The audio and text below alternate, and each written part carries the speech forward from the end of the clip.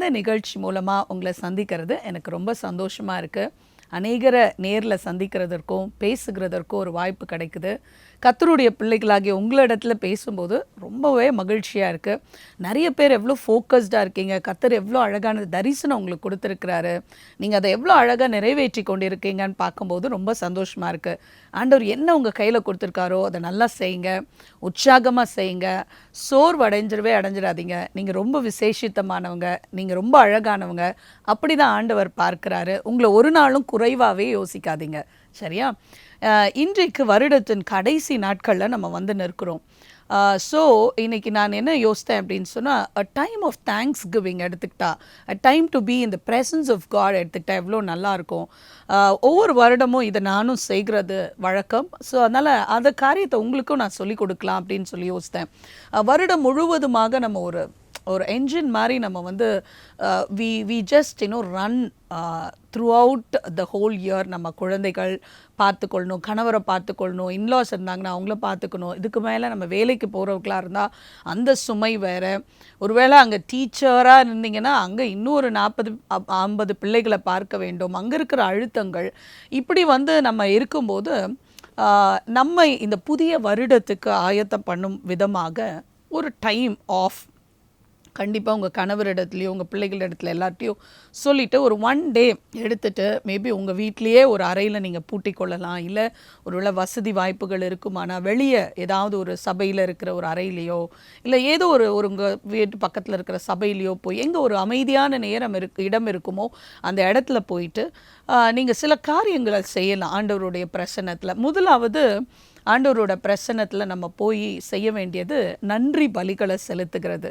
ரொம்ப அழகாக பெர்க்மன்ஸ் ஐயா எழுதியிருக்கார், நன்றி பலி பீடத்தை கட்டுங்க அப்படின்னு சொல்லி. இந்த வருடம் முழுவதுமாக நம்ம யோசித்து பார்க்கணும். போன டிசம்பரில் நம்ம நிறைய ஒரு ரிக்வெஸ்ட்டோட எதிர்பார்ப்போடு இந்த வருடத்துக்குள்ளே பிரவேசித்திருப்போம். 2018 பயத்தோடு பிரவேசித்திருப்போம், ஒரு எதிர்பார்ப்போடு பிரவேசித்திருப்போம், சில ஜெப குறிப்புகளோடு இந்த வருடத்திற்குள்ளே நம்ம பிரவேசித்திருப்போம். எண்ணி பாருங்கள், முதலாவது ஒரு நோட்டோ ஒரு பீஸ் ஆஃப் பேப்பர்லையோ எடுத்து எந்தெந்த காரியங்களுக்கு ஆண்டவர் நீங்கள் கேட்டதுக்கெல்லாம் பதில் கொடுத்தாருன்னு எழுத ஆரம்பிங்க. அது நிறைய இருக்கும். ஏன்னா சின்ன சின்ன விஷயங்கள்லேருந்து பெரிய விஷயங்கள் வரைக்கும் நிறைய காரியங்களை நீங்கள் கர்த்தரிடத்தில் கேட்டிருப்பீங்க, நன்றி சொல்ல மறந்து போயிருப்பீங்க. கர்த்தர் அதை எதிர்பார்க்கிறார்.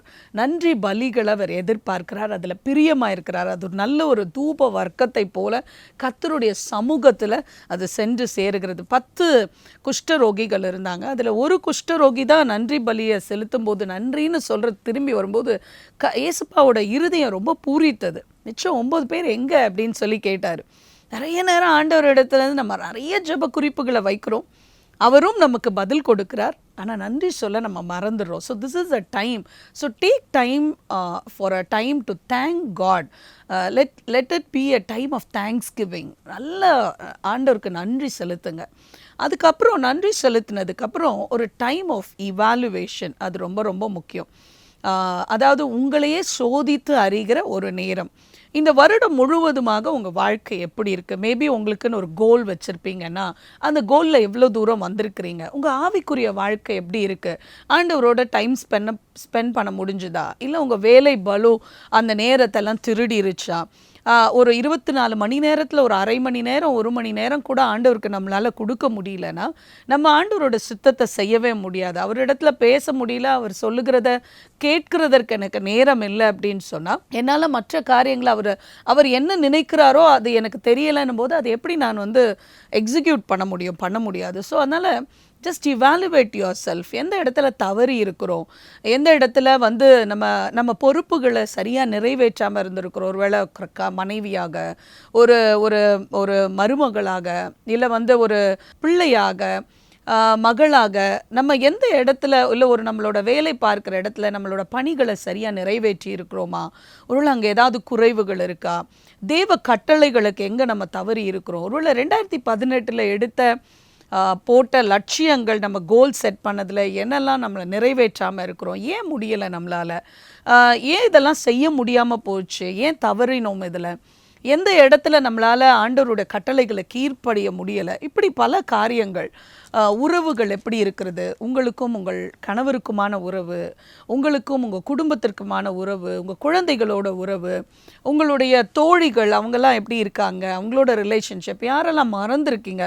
Just evaluate your whole life in the presence of God. அப்படி செய்யும்போது கர்த்தர் உங்களுக்கு சொல்லுகிறதை ஏற்றுக்கொண்டு அதை மாற்றிக்கொள்ள அதை திரும்பி ஜெபிங்க. ஆண்டவரே, ஒருவேளை நான் என்னோட பிள்ளைகளுக்கு சரியான நேரம் கொடுக்கல, வருகிற 2019 ஆண்டில் நான் இன்னும் நேரம் கொடுக்க என்னை விட்டு கொடுக்குற ஆண்டவரே அப்படின்னு சொல்லுங்க. என் கணவருக்கு இந்த காரியங்களில் நான் கீழ்ப்படிய என்னை விட்டு கொடுக்குற ஆண்டவரே. ஒருவேளை இந்த காரியங்களை என் வேலை ஸ்தலத்தில் சரியாக நான் செய்யலை, நான் இன்னுமே இந்த புதிய ஆண்டில் நான் செய்ய ஒப்பு கொடுக்குறேன்னு அதை தீர்மானங்களாய் மாற்றி அதை ஜப குறிப்புகளாய் மாற்றுங்க. ஏன்னா கர்த்தர் அந்த இடத்துல பலன் கொடுத்தாதான் அந்த மாற்றங்களை நம்மளால் கொண்டு வர முடியும். அடுத்தது நல்ல ஒரு ப்ரைஸிங் டைம். தேங்க்ஸ் கிவிங்க்கும் ப்ரைஸிங்க்கும் ரொம்ப வித்தியாசம் இருக்குது. நன்றி நமக்கு பதில் அளித்ததற்கு நம்ம நன்றி சொல்லுது. ஆனால் ப்ரைஸிங்கஸ் ஆண்டவர் யார் என்பதை நம்ம வாயார நம்ம சொல்லுவது இல்லை. ஆண்டவரே, நீர் உண்மை உள்ளவர், நீர் பரிசுத்தம் உள்ளவர், நீர் உயர்ந்தவர், நீர் வழியானவர், சத்தியமானவர் இல்லை, நீர் விடுவிக்கிறவர், நீர் மனதுருக்கம் உள்ள ஆண்டவருடைய குணாதிசயங்களை சொல்லி துதிப்பது. துதிக்க துதிக்க துதிக்க தேவ பிரசன்னம் நம்ம மத்தியில் சூழும். இந்த துதிகள் மத்தியில் தேவன் பிரியமாக இருக்கிறார். பிசாசுக்கு இடமே இல்லாமல் போயிடும். நமக்குள்ள ஒருவேளை சில பயங்கள் இருக்கலாம், சில சோர்வுகள் இருக்கலாம், சில சில நம்பிக்கையற்ற தன்மைகள் இருக்கலாம். இதெல்லாம் துதிக்க துதிக்க துதிக்க எல்லாம் மாறி ஒரு அசட்டு தைரியம் நமக்குள்ளே வரும். ஏன்னா தேவ பிரசனம் சூழ்ந்து போயிடும். ஏன்னா நம்மளுக்குள்ளே நிறைய சூழ்நிலைகள் நம்ம பார்த்து நம்ம சூழ்நிலைகள் நம்மளை அமர்த்திக்கிட்டே அப்படியே இருக்கும். ஆனால் தேவன் யார் என் சூழ்நிலைகள் மத்தியில் அப்படின்றத நம்ம கொண்டு நிறுத்துக்கிறோம். அதாவது நான் நம்பி இருக்கிற தேவன் சர்வ வல்லமை உள்ள தேவன், நான் நம்பி இருக்கிற தேவன் சர்வத்தையும் ஆளுகிற தேவன், நான் நம்பி இருக்கிற ஒரு தேவன் ஒரு சர்வ காரியத்தையும் அவர் அசால்ட்டாக செய்துடுவார். Is a lot of impossibility. அவர் செங்கடலை பிளந்தவருங்க, அவர் காற்றையும் கடலையும் அதட்டினவர், அவர் மரித்தவர் உயிரோடு எழுப்பினவர் அப்படின்னு சொல்லி துதிக்க ஆரம்பிக்கும் போது, அப்படி துதிச்சுட்டு உங்கள் பிரச்சனையை திரும்பி பார்க்கும்போது உங்கள் பிரச்சனை கையாள அவரால் முடியாதா என்ன அப்படின்னு உங்களோட விசுவாசம் எங்கேயோ போயிடும். ஸோ அதனால் கர்த்தரை நல்லா துதிங்க. குறிப்பாக சங்கீத புஸ்தகத்தில் அழகாக நம்மளுக்கு ஆண்டவர் பல சங்கீதங்களை எழுதி வைத்திருக்கிறார். 2 வசனம் மட்டும் நான் வாசிக்கிறேன் உங்களுக்காக. சங்கீதம் 95 முதல் 2 வசனம். கர்த்தரை கம்பீரமாய் பாடி நம்முடைய இரட்சணிய கண்மலையை சங்கீதனம் பண்ண கடவோம் வாருங்கள்.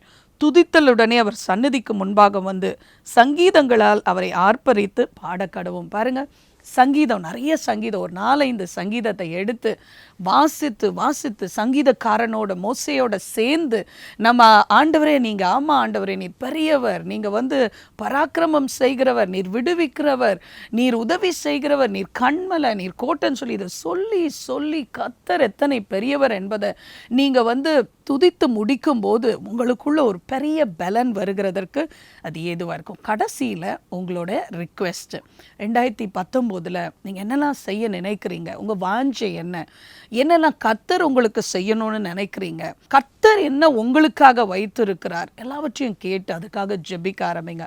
கடைசியில் ஹேவ் இன்டர்செஷன், உங்கள் குழந்தைகளுக்காக, உங்கள் குடும்பத்துக்காக, உங்களை சுற்றி இருக்கிறவர்களோட ரட்சிப்புக்காக, எல்லாவற்றுக்கும் மேலாக தேவன் உங்கள் மேலே வைத்திருக்கிற திட்டம் நிறைவேற வேண்டும் என்பதற்காக உங்களோட எல்லா ரிக்வெஸ்டையும் இல்லை. இதுதான் பிலிப்பியர் 4வது அதிகாரத்தில் ரொம்ப அழகாக பவுல் சொல்லுகிறார். உங்கள் ஸ்தோத்திர பலிகளோடே கூட உங்கள் விண்ணப்பங்களை தேவனுக்கு தெரியப்படுத்துங்க. இந்த ஸ்தோத்திர பலிகள், நன்றி பலிகள், இது மத்தியில் நம்மளையும் ஆராய்ந்து நம்ம பாவத்தை மன்னிப்பு கேட்டு பாவ அறிக்கையெல்லாம் செய்து அதுக்கப்புறம் நம்ம விண்ணப்பங்களை கொடுக்கும்போது அது ரொம்ப கர்த்தருக்கு ஏதுவாக இருக்கும். இன்னொன்று, நீங்கள் இப்படி ஒரு நாள் ஃபுல்லாக ஆண்டவரோட பிரசன்னத்தில் உட்கார்ந்து எழும்பும்போது தெளிவாக வருவீங்க. அடுத்த வருடத்தை சந்திப்பதற்கான ஒரு புது பலன், அடுத்த புதிய வருடத்தை சந்திப்பதற்கான ஒரு புதிய கிருபைகள், தேவ வார்த்தைகள், நம்பிக்கைகள் எல்லாமே இருக்குங்க. இந்த புதிய வருடத்தை குறித்ததான பயம் இருக்காது, வேதனை இருக்காது, நடுக்கம் இருக்காது. மாறாக கர்த்தர் எனக்காக யாவையும் செய்து முடிப்பார். இந்த பிரச்சனை இருக்க தான் செய்து என் முன்னால், ஆனால் கர்த்தர் எல்லாவற்றையும் பார்த்து கொள்ளுவார்னு சொல்லி ஒரு அசட்டு தைரியத்தோடு கூட இந்த 2019 வருடத்துக்குள்ளே நம்ம பிரவேசிக்க முடியும். இதை நிச்சயமாக நீங்கள் செய்வீங்கன்னு சொல்லி நான் நம்புகிறேன். இதை செய்யும்போது கர்த்தர் பெரிய காரியங்களை செய்ய போகிறார். நான் இப்போ உங்களுக்காக ஜெபிக்க போகிறேன். இந்த வருடம் முழுவதும் கர்த்தர் நம்மளை பாதுகாத்திருக்கிறார். கர்த்தர் உங்களோடு கூட நிறைய பேசி இருக்கிறார். கர்த்தர் கொடுத்த வாக்கு தத்தங்களை நீங்கள் பிடித்து கொள்ளுங்க. அது ஆம் என்றும் ஆமென் என்றும் இருக்கிறது. அவர் அதில் மாறவே மாட்டார். ஒருவேளை இந்த டிசம்பர் மாதம் கடைசி ஆயிடுச்சு, நிறைவேறலையேன்னா என்ன இப்போது அடுத்த வருஷத்தில் நிறைவேற போகுது. ஆனால் நிறைவேறாம மட்டும் இருக்கவே இருக்காது. சோர்ந்து போகாதீங்க. ஜெபிக்கலாமா? எங்களை அதிகமாக நேசிக்கிற அன்பின் நல்ல தகப்பனே, கர்த்தர் நீர் பெரியவர் தகப்பனே, கர்த்தர் நீர் வல்லமை உள்ளவர் ஆண்டவரே. கர்த்தர் ஆண்டவரே, நீர் ஆண்டவரே அதிசயங்களையும் அடையாளங்களையும் செய்கிற தேவன் எங்கள் மத்தியில் இருக்கிறீர். இந்த 2018 ஆண்டுக்காக நான் ஜெபிக்கிறேன், துதிக்கிறேன். என்னோடு கூட இந்த நிகழ்ச்சியை பார்த்து கொண்டிருக்கிற ஒவ்வொரு சகோதரிகளோடு அவர்கள் வாழ்க்கையோடு கூட இணைந்து உம்மை துதிக்கிறேன் தகப்பனே. எல்லா துதியும் கனமும் மகிமையும் கொடுக்கிறோம் அப்பா.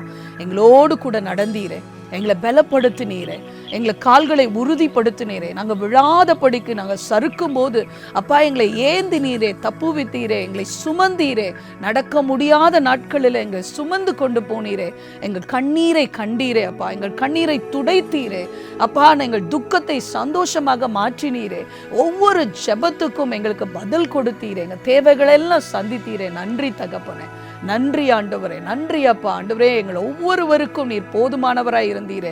எவ்வளோ பிரச்சனைகள், எவ்வளோ தாழ்மையான பள்ளத்தாக்கான நேரங்கள், ஆனால் கர்த்தர் எங்களை கரம் பிடித்து நடத்தினீரே, அதற்காக உமக்கு ஸ்தோத்திரம் அப்பா.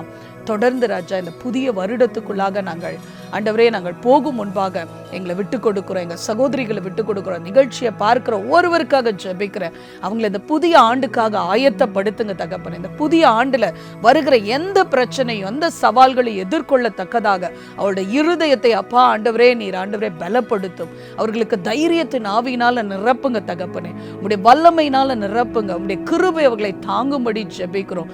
நீர் பொறுப்பெடுத்த ஆண்டவரே அவர்களை வழி நடத்தும்படியாய் ஜெபிக்கிறேன். ஒவ்வொரு குடும்பத்தையும் ஆசீர்வதிங்க. வருகிற புதிய ஆண்டு ஆசீர்வாதமான ஆண்டா இருக்கும்படி நாங்கள் ஜெபிக்கிறோம் அப்பா. தேவைகள் எல்லாம் சந்தியும், வாக்குத்தத்தங்களை நிறைவேற்றும் அப்பா.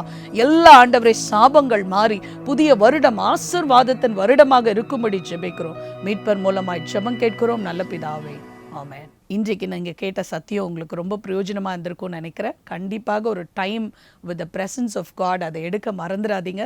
Before you step into 2019 you need this recharging time.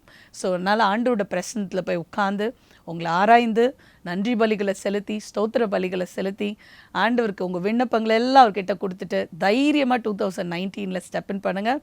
Wish you all a very best and wish you all a happy new year in advance.